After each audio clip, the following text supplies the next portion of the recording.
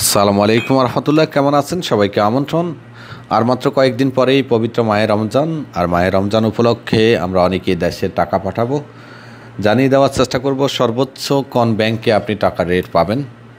খেয়াল রাখবেন প্রিয় দর্শক, সৌদি আরবে কিন্তু 29 রমজানের সকল প্রাইভেট সেক্টর বন্ধ হচ্ছে 4 দিনের জন্য। তাই টাকা পাঠালে 2-1 দিনের মধ্যেই পাঠিয়ে দিবেন।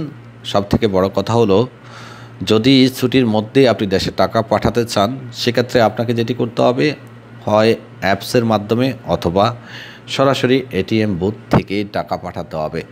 ব্যাংকে গিয়ে সশরীরে 4 দিন আপনি টাকা পাঠানোর কোনো সুযোগ পাবেন না, সরকারি বন্ধ থাকবে। মোটামুটি টাকার রেট অনেকটাই কমেছে, তবে সর্বোচ্চ রেট দিচ্ছে পাউরি ব্যাংক 30 টাকা 55 পয়সা।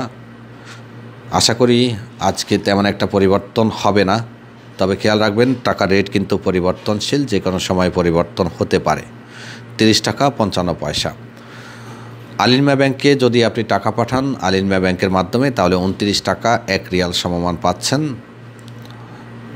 আর ওয়েস্টার্ন ইউনিয়নে 1 রিয়াল সমমান দিচ্ছে 28 টাকা 90 পয়সা। ইউআর পে, মোবাইল পে, আলরাজি ব্যাংকে টাকার রেট হলো 29 টাকা 32 পয়সা।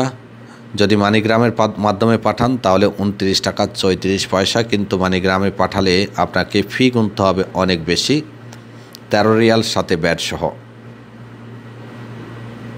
এসটিসি পে দিচ্ছে 28 টাকা 78 পয়সা প্রতি 1 রিয়াল সমমান। সবথেকে কম রেট দিচ্ছে এসটিসি পে।